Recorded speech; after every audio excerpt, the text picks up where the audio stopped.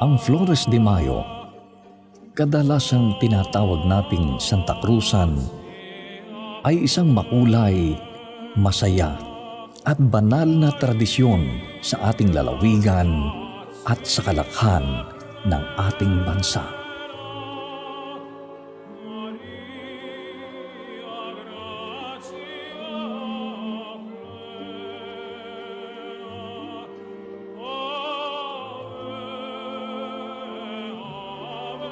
Ginaganap taon-taon sa buwan ng Mayo.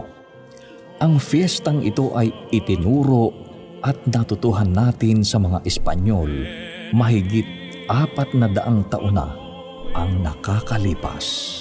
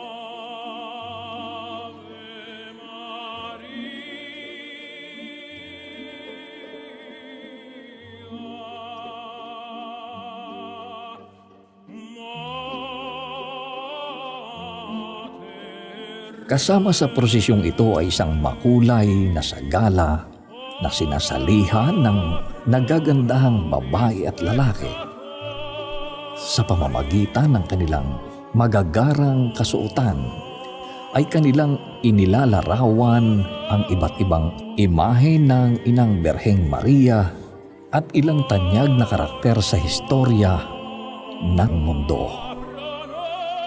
Ilan din sa sagala ay kumakatawan sa mga karakter ng ilang popular na alamat na tubo sa ibang bansa. Ang pagdiriwang ng Flores de Mayo o Santa Cruzan ay hindi lamang pagbibigay puri kay Maria na ina ng Diyos. Ito ay isa sa mga debosyon sa mahal na Birheng Maria ng simbahang Katoliko. Kalimitan, ito ay isinasagawa sa loob ng 9 na araw. Bilang isang nobina, inuulit-ulit ng deboto ang pag-awit ng Diyos te Salve o Aba Ginoong Maria habang sila ay lumilibot sa pamamagitan ng isang makulay na prosesyon sa mga pangunahing lansangan ng bayan.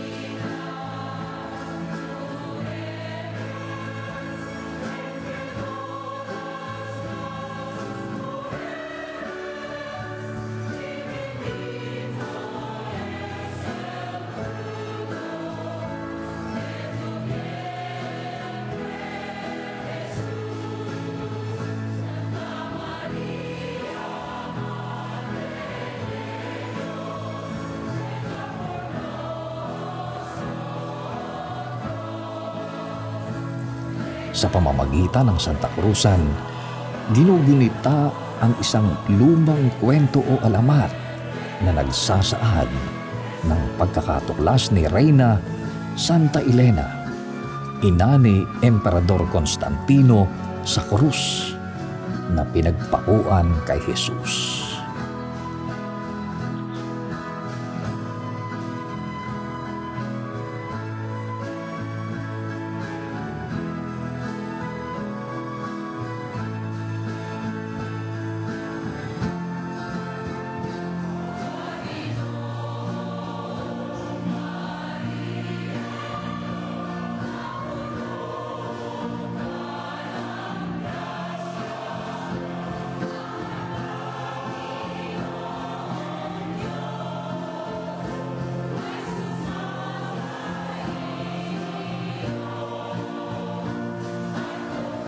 Dahil sa mabilis na pagbabago na nagaganap,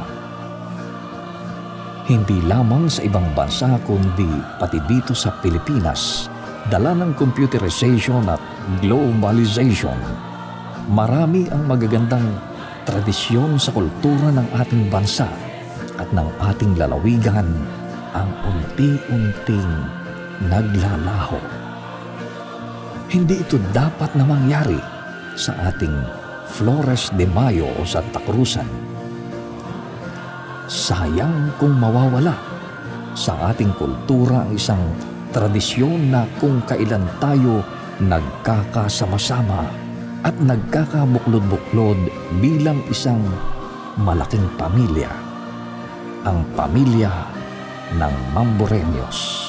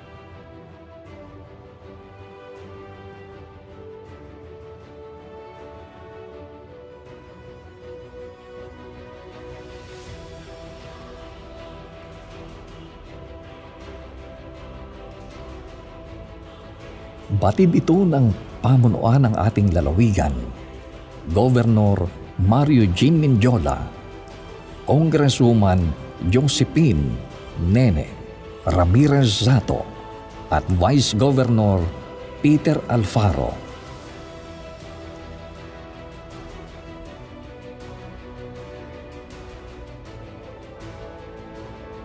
Ito ang dahilan kaya ang kanilang mga tanggapan sa pamamagitan ni Engineer Mariano Montales Jr., ang administrador ng Occidental Mindoro, ay nakipag-ugnayan sa mga organisasyon ng parokya ng Nuestra Señora del Pilar at mga pinuno ng barangay ng ating munisipyo para mapalawak at mapatibay ang tradisyong ito dito sa Mamburao at sa buong lalawigan.